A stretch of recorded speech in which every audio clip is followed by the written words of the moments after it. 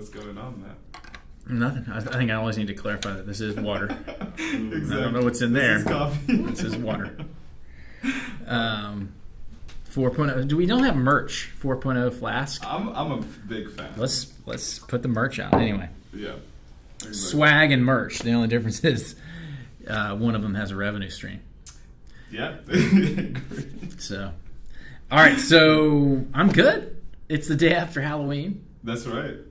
I don't know if you're not supposed to say that on videos because then they're not timeless It's anymore. probably But like 3 months from now. When yeah. you see it. Yeah. Anyway, Happy January. No, whatever.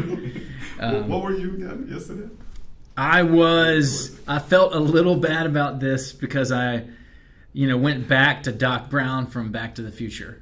Because my hair at this stage in life, I'm wearing it long and putting it back. Yeah. But when you throw a little hairspray on that thing, it gets up there. It was amazing. I have It's to just say. such a go-to, Yeah.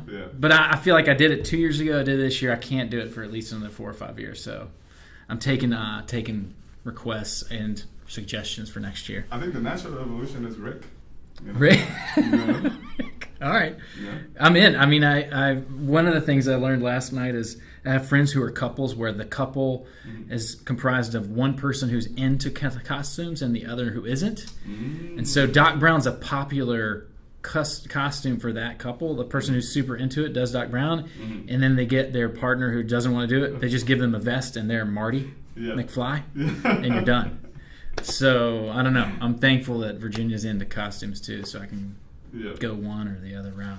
So, I love it. Yeah, and I ate way too much candy. I don't know about you, but it was That's a bad true. scene. But I ate candy and Takis, so it's a good day overall. Takis, yeah, it's a good day if Takis are in the mix. Exactly. Cool.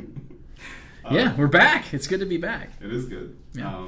This is our fourth webcast right crazy. now. Yeah, It's crazy. a lot to share. A lot going on. So let's go over our framework. You want to, and then we'll dig in. That sounds great. All right. So it's coming close to the end of the year. Yeah, So we got to look back and we got to look forward. that's right. I like that our birthday is in December. It makes it easy to remember. This is which birthday? This will be 8. Yeah, Amazing. December 2010. We're official. That is amazing. Crazy. Yeah, and I'm excited to I think the organizing framework that it just was helpful and fun to share to riff with you on is just thinking about ways that we can describe our work and our community, and the 4 adjectives that could help kind of animate our conversation is looking back, looking at being accessible and being diverse. Yeah. And then as we look forward, being rigorous and distributed. I love it. So I'm excited. So I'll pretend to be the interviewer, and I'll ask you. So I'll kick it off. You start us with, this last year we started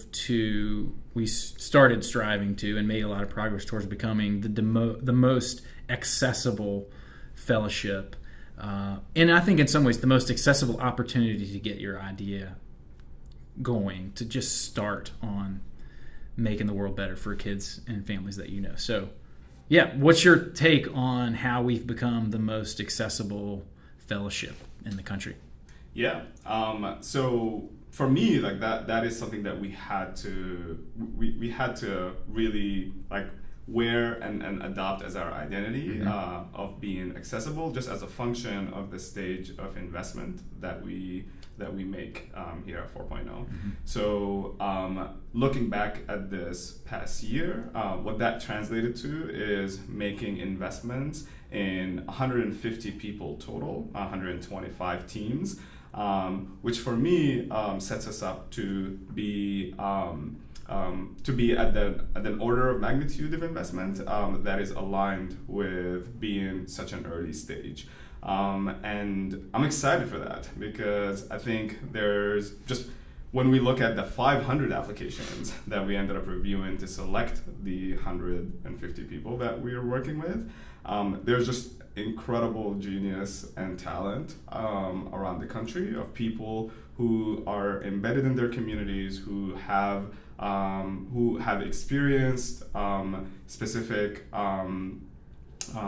needs that they want to address in their own communities based on their own lived experience. And there needs to be institutional investors who are excited to endow these leaders to get these ideas out of their head and into the work, into the community. And I'm excited for us to continue to support that number of leaders every year moving forward. Yeah. I'll just yes and it. I think for me, by the way, I'm looking at my timer clock here. The idea is we'll do 2 minutes each, kind of back and forth. So if I should build on that for a couple minutes, for me, the compelling case is best understood in the context of what education reform and education entrepreneurship have become in the last few years. I think one is, I think we have interrogated our own adoption of these mindsets and norms and verbiage and habits of entrepreneurship as it is understood in the context of tech entrepreneurship, for the most part. The Silicon Valley has set this tone for entrepreneurship. And I think we have interrogated, I myself have interrogated that is a very privileged game. It is rooted in the idea that when money comes in, it begins the process of extracting the founder, the human who started that idea from the institution, that when it scales, yields profits for that investor. Yep. So I feel like one of the things we've done this year is to just name that and to say and to own that we have adopted a lot of that language, and with it made entrepreneurship in education an even more privileged game than it already was. Yep. And so I think that's one thing that we have at least started to own and unpack. And I think I've seen real progress as we've just named that and said we cannot be the most accessible if we aren't interrogating even the perception that we have of what success is. And so often success is quitting your job, making millions, and selling out. And that is so rooted in this construct of the success of the venture. Rarely are there side hustles or small, if you're just serving an incredibly targeted group of people in your hometown and changing their lives, too often that's not seen as a success. Yeah, absolutely. It reminds me of one of my favorite slides that Marlowe has in their essentials kind of introduction. Yeah, the intro, deck. It's just a simple slide that I think names just the operating assumption, which is all people are capable of addressing their own problems and serving their own needs. They might need more time, they might need some resources, they might need a community of advocates around them, but they're all we are all capable of addressing our own problems. Yeah. And for me, if that's the operating assumption, then there's no shortage of leaders out there who are ready to tackle the most challenging issues that we have in our society.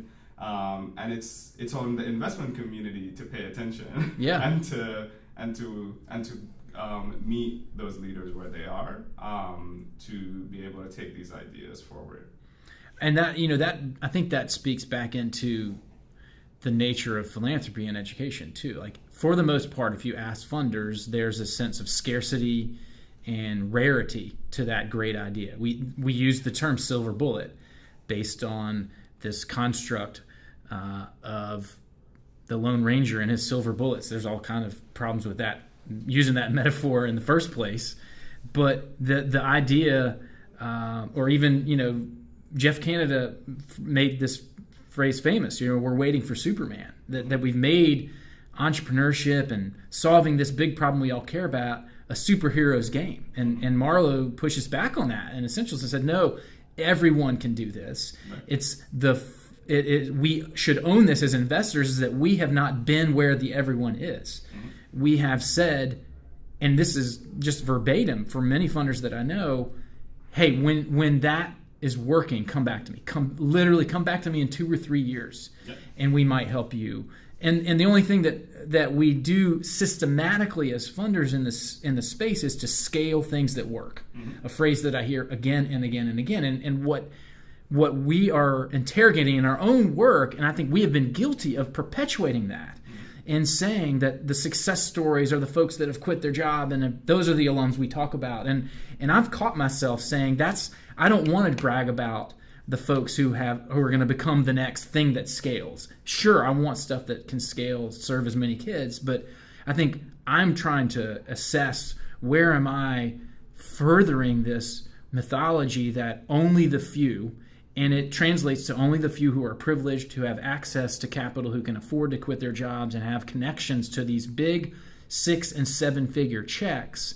This is the mythology of success in education, entrepreneurship, and reform, and we have piled that on top of the already privileged narrative of entrepreneurship writ large in the U.S. today. And so, for me, a lot of this year has been unpacking that, and with the call to these 2 new volumes that we brought on to the list 2 years ago, Transparency and Equity, it's been a lot of self-reflection and saying, wow, we are not even close to the most accessible fellowship. And we're making progress, but I think that's why I'm thankful for the rebooting that and the iteration, right? That we've gone through almost 15 iterations of Essentials and 5th wave of Tiny since we said these two values are now in charge, and we will start working for them as if they were our bosses. And we've started to respond to that control over our decision making. That those 2 values now have, which is exciting, and I think it's still like we're in the middle of a process of constantly responding. Yeah, absolutely. And in the spirit of that transparency, I would say one of the lessons that that I've learned, and that I think our team has learned, to become more accessible, and to understand the abundance, and respond to the abundance of amazing leaders who want to participate in designing the future of school in their own communities, is just being really clear about what are the few things that we look for when we are selecting for our fellowships. I think it boils down to, again, a few things. One is the curiosity of the founder, right?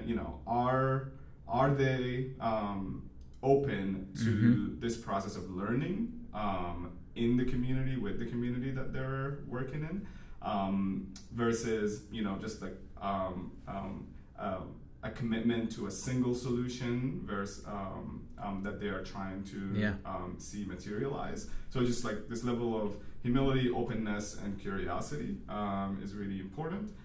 The second is, do they have a compelling story, a compelling rationale for themselves to be working in that community and working on addressing that need. And it's often, again, related to their own lived experiences and the technical background that they bring.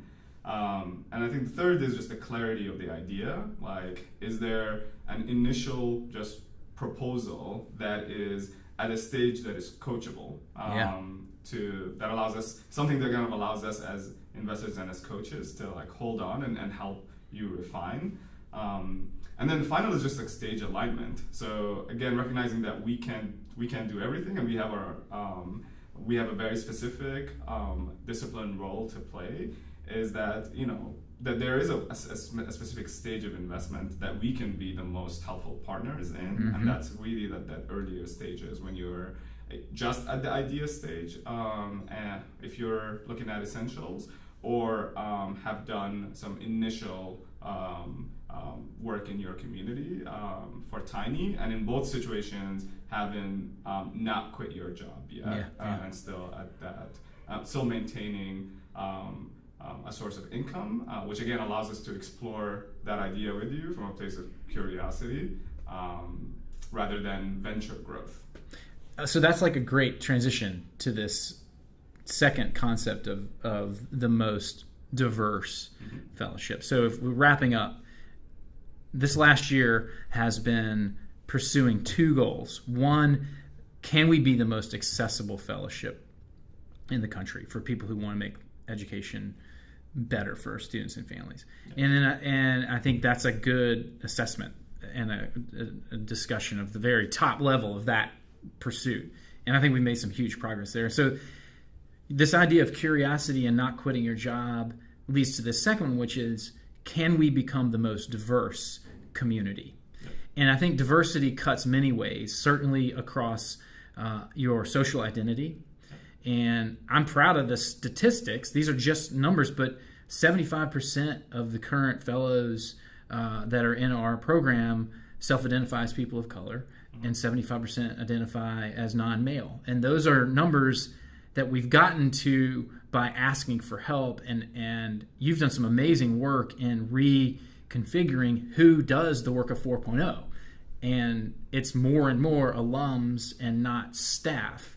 So I think that's one thing that I would love for you to talk about. Let's start there, and then I want to come back to this idea of how not quitting your job actually creates more courage in pursuing crazier ideas, because you don't have to worry about, the cash flow. And so that idea of risk and fear, I'd love to just sort of put that on the shelf for a second, the imaginary shelf, but go deep for a second on the changes that you've instituted, especially while I was in the sabbatical, that relate to the diversity of the coaching base and the diversity of the recruiting strategy, because I think those have been massive in getting us closer towards representing diversity, again, not just in social identity, themes, the types of ideas, geographically, but speak to that and what you've seen the last year, what you've seen in the last year and the progress we've made.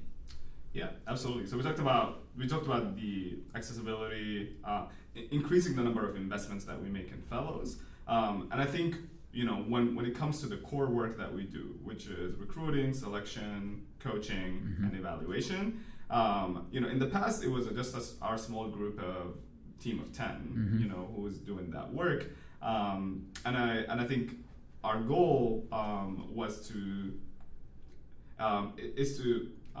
increase the number of people in our community who are actually leading 4.0's work in their own communities. So for us, what that looked like is, instead of all of the recruiting being done by 2 folks on our team, I used to be one of those people who would just go around to different events around the city to actually recruit our own alumni and hire back our own alumni who are already living in communities across the country, and trust that they are actually much closer to the people and much better at identifying the people that we want to invest in through our work at 4.0. So that was amazing, and it's a strategy that we're going to continue to do.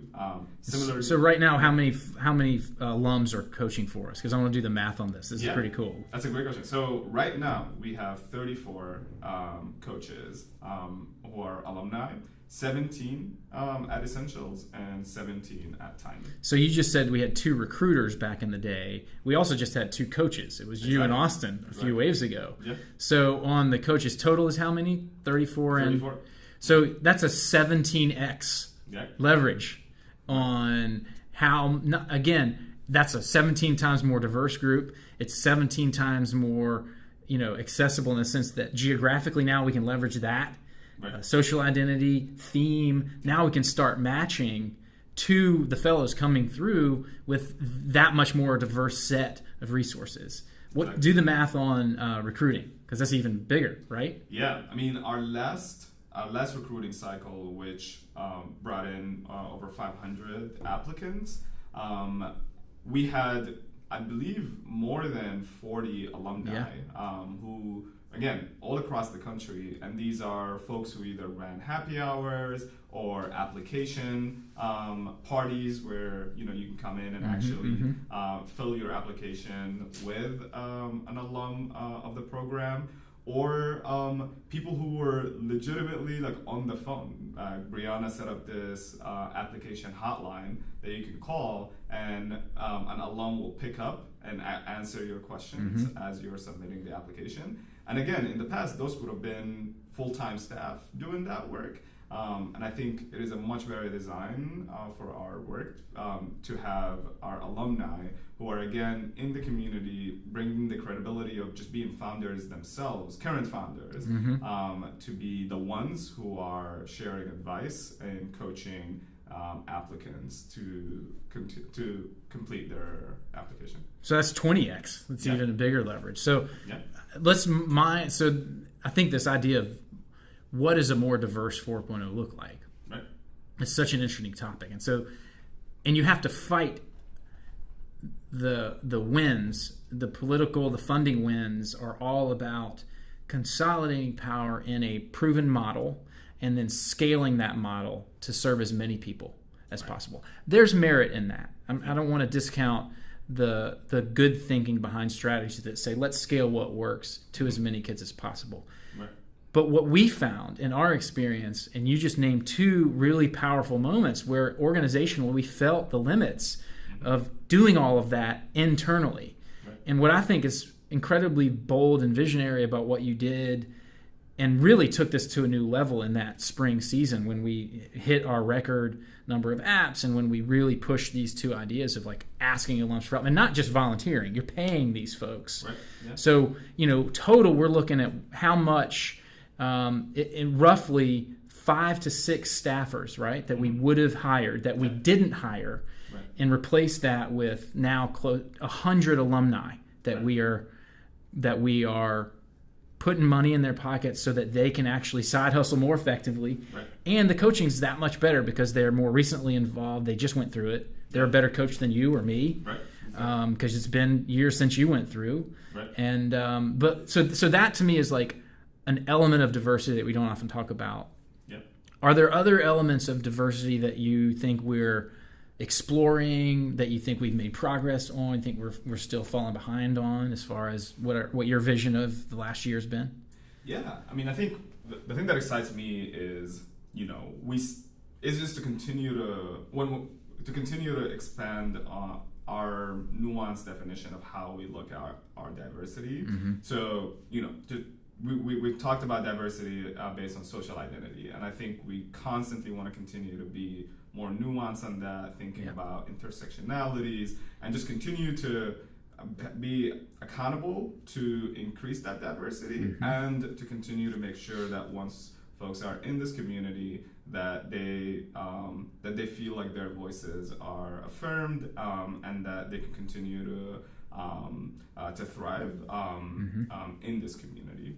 And in addition to social identity, I'm excited to continue to drive, again, our nuanced definition of diversity across venture, like theme and focus area, as well as geographic diversity. So I am excited, and I look forward to us seeing more founders coming from rural communities, seeing more founders who are working on early childhood, and again continuing to now build affinity circles that support each other within the larger 4.0 community. Yeah, I just wanted to speak into that because I think as a white man doing the work, having community where I can be a part of a larger conversation has been life-changing for me.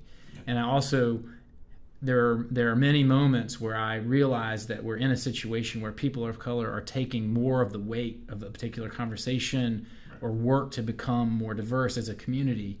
And so the concept of affinity work with others who are either who share a similar European descent with me or men, I think that's become a really big piece of my awareness too of the work that I've got to continue to do. Yeah. And I'm excited for the conversations I've had with other folks who've said, Matt, let's do some affinity work together.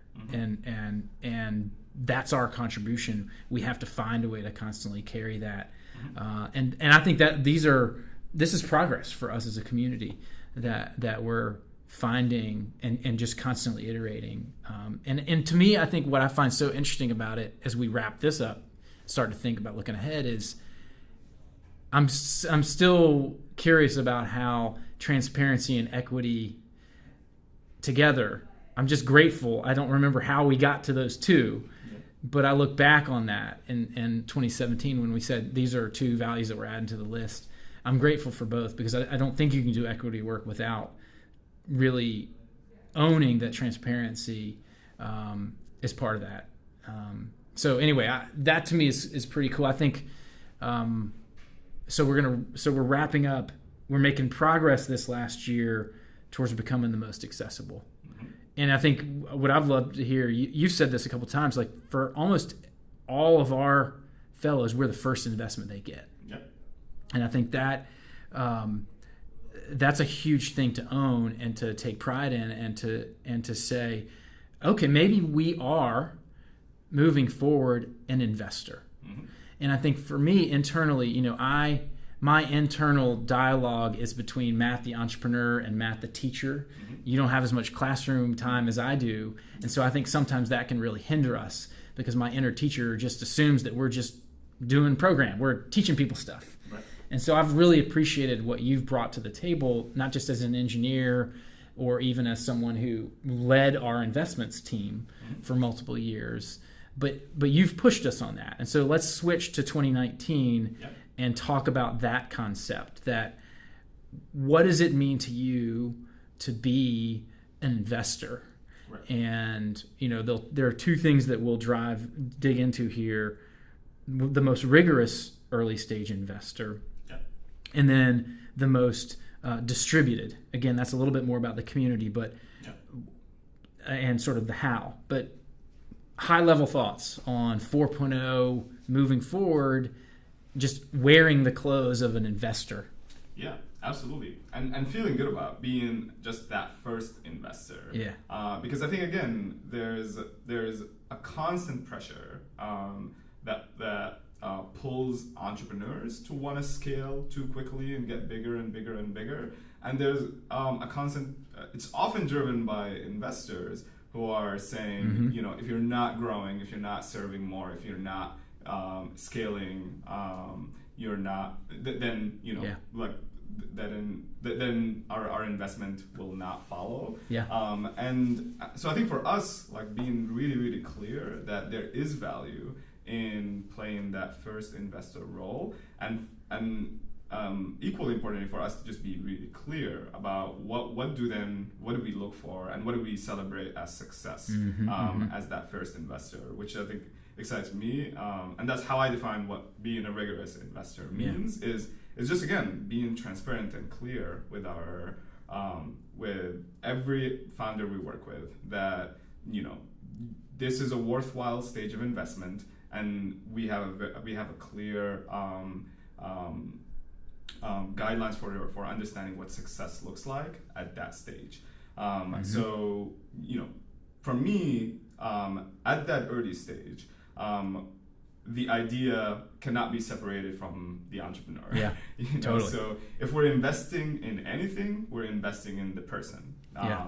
And if we're looking to grow anything or to see growth as an outcome, it's seeing growth in the mindsets and skills and relationships and learning of that entrepreneur, mm-hmm. Which are often different metrics than how success is measured later, which is, again, mostly institutional and organizational mm-hmm, metrics, mm-hmm. number of students that you work with, number of employees or jobs you've created, number the amount of revenue that or follow-on income that you've created.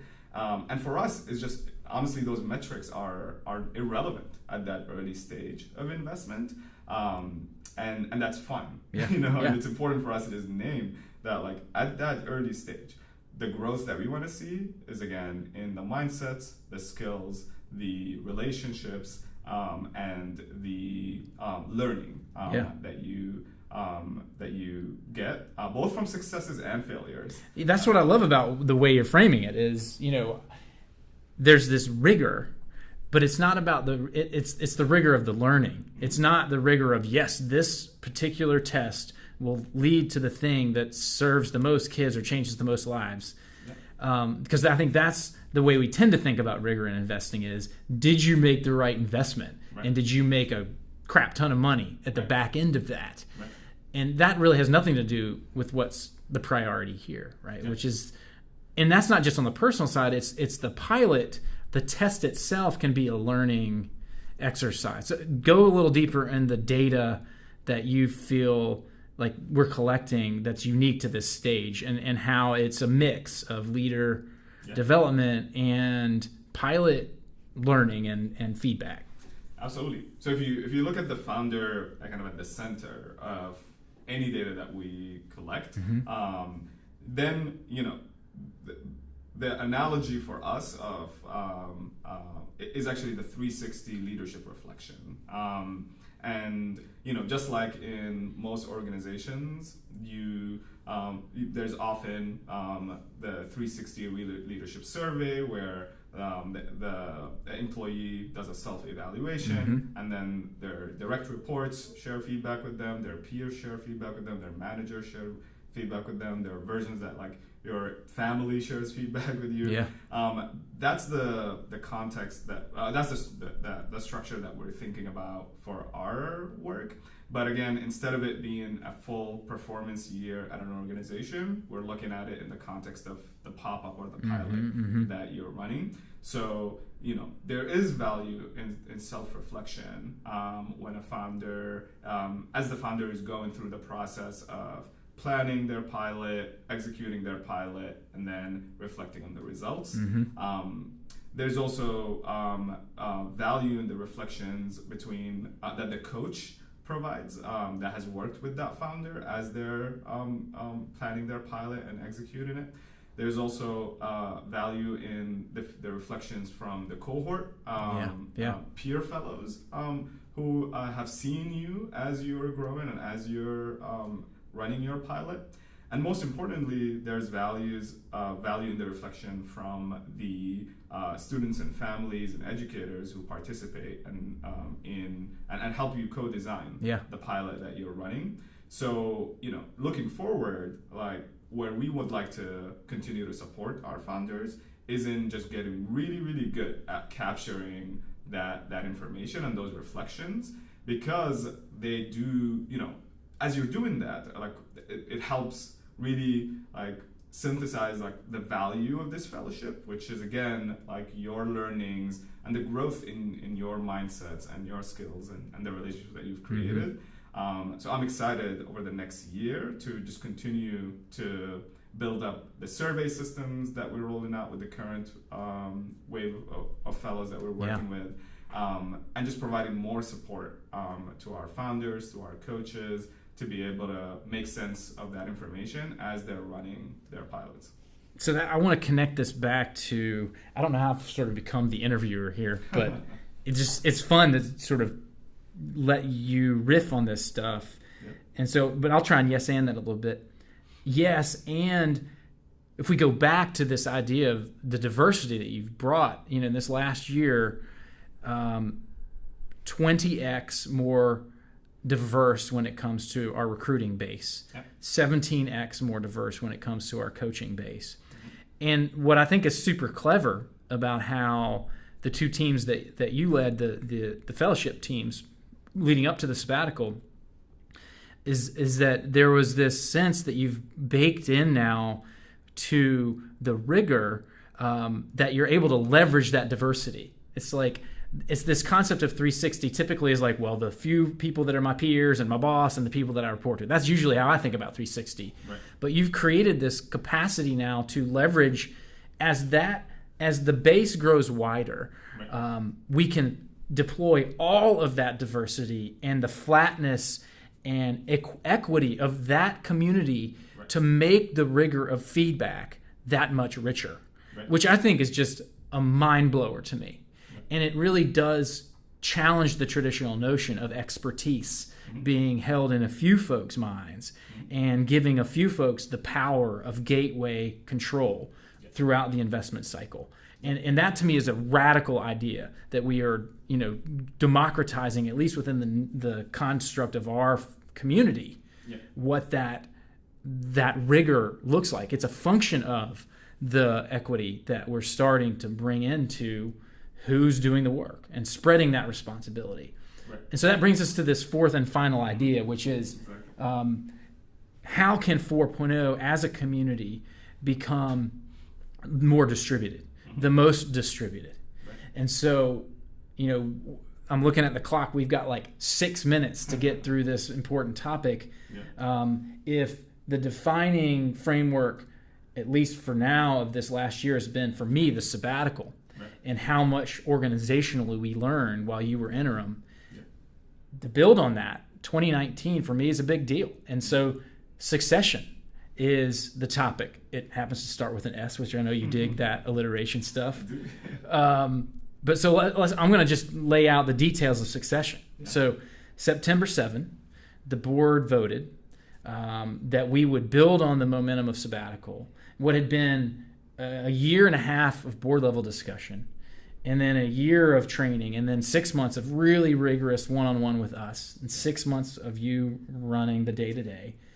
The reflections I had were, it is absolutely the right thing to do to say yes and to that experience and move forward in a succession plan for the whole organization. And so the brass tacks of the succession plan that was approved September 7 are January 1, you're going to become the CEO of 4.0, which is amazing, and I'm thrilled. I will move into a founder role, and I'll play that role for 6 months alongside you, and I'll focus on helping you take over as the lead resource provider for 4.0. Fundraising will become your story. You will lead that, and I'll support you and help continue to coach you there.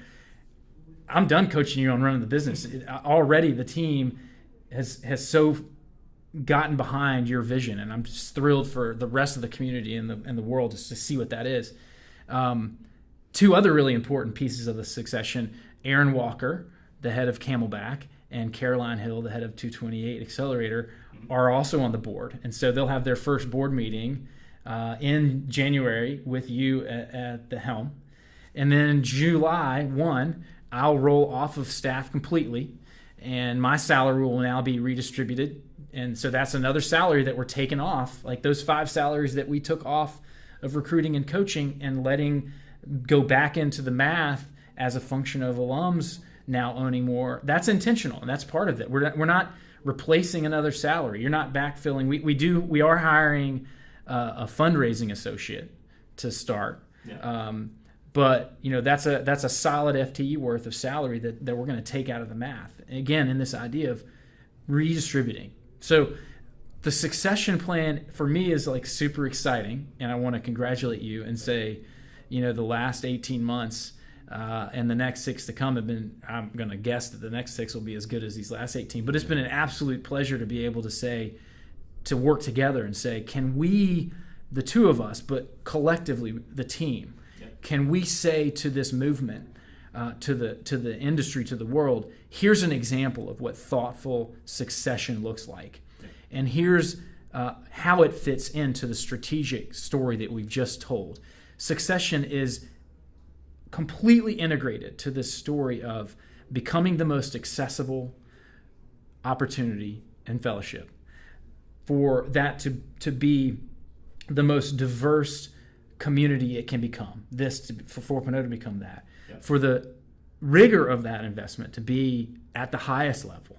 Yep. And then lastly, for us to be in this constant progress towards distributing power, yep, and sharing that with our community, with the belief that the folks who are in our community closest to students and families are also sharing their power and their piloting and their company creation with the community.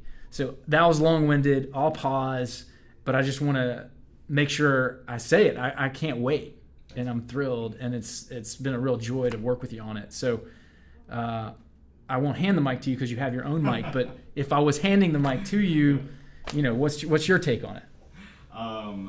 Thank you, first of all, Matt. I mean, this was, on a personal level for me, a 6-year journey, right, starting in 2012, where for 2 years I was a member of the community. I did, I pitched at a pitch night. Yep. I came to Essentials. I participated in Launch, which is kind of the precursor for the Tiny Fellowship, and then joined the team and been part of the team for 4 years. So, I mentioned this before, and I think it's worth sharing, is just this is the place that I've grown the most, professionally, personally, and I'm really thankful for this community, every single aspect of it, the formal and the informal. And for me, like that's where my commitment comes in, is just, as a place that has invested so much in me, I'm excited to and humbled to have the chance to reinvest back into the community in this next chapter as CEO. So thank you for creating that space for me to grow. And then, larger than me, this entire this process that we're going through, including succession, but also the conversation on getting more of our core work done by our alumni, is the process of having 4.0's work transition from work that is being done to people, to being done with people, to being done by people. So I'm humbled to be the first alum who is the CEO of 4.0, hopefully not the last. Hopefully not. Alum. And I'm also proud to see Aaron Walker and Caroline Hill as the first two alums of 4.0 to serve on the board, who are going to be my bosses. Yep. And I'm excited again for the statistics that we've shared around, over like the 100 alumni who are right now doing work, core work of 4.0, that in the past, was done by full-time staff. And for me, like that's the journey that I'm excited to build on in this next chapter. Is just to continue to build a community that is where everybody on a personal level can grow their every kind of capital, every kind of mindset, skills, wealth, and relationships, and a place to reinvest that capital as a coach, as a community builder, as an investor. So that's exciting to me, and as we become more and more distributed and have this community where everybody is growing, like creating a self-sustaining community, which is something that means a lot for me at a personal level. Seeing a community that is self-governing and that is self-sustaining would be, is a worthwhile cause for me, and I think for a lot of us in this work. So I'm excited to continue doing that work, and I'm again humbled and grateful to you, to the board, and to the team, and to the larger community for trusting me to take on this next chapter. Well, it's an honor. I feel the same way. I've never grown more than in this community. And I'm as grateful for you as you are. So, thanks for walking and making the path with me, and to the team too. I can't wait to see what we do next. So, and it's super meta that Giggsy is filming this. It's kind of meta right now, as part of our first wave of the Tiny Fellowship. And for me, like I think for us to just continue to celebrate that this is a community where like the relationships are so deep and so they cut in every way, and I think that's what makes this community really special. 100%. It's a good way to end. All right, cool. Number 4's in the books. Thanks for this idea, because I love being able to just kind of say all this stuff. I'll wrap it up. 2018, progress towards accessibility. And progress towards diversity on so many levels. And then 2018, and as you take over, the embracing the idea of being an investor and what rigorous investing looks like, especially if we are taking that very critical role as being the first investor most of the people we're investing in will ever have had in their journey. And I think you feel the weight of that and own that. It was just super cool. And then lastly, what if 4.0 became an example of redistributing the power? Just the power that we have as a staff and our balance sheet and the money that we raise. What would that look like? What would what would autonomy look like there? What would redistributing that to the whole community look like? I can't wait to see how you interpret that and how you push us as a board and as a staff to live into that. So I'm psyched. Me too, Matt. Also, you're not going anywhere. I'm not. We got the desk is right. Yeah, no, it's smaller, tiny desk in the corner, and I am psyched. I'll move into the chair role of the board, and I'm thrilled for Aaron and Caroline's ideas about where we could go to add to the mix, and I'm thrilled about being able to continue to play that role. And I'm psyched to see where we go next with that group too. Absolutely. Cool. All right. Sounds good. In the books. In the books. Bump it.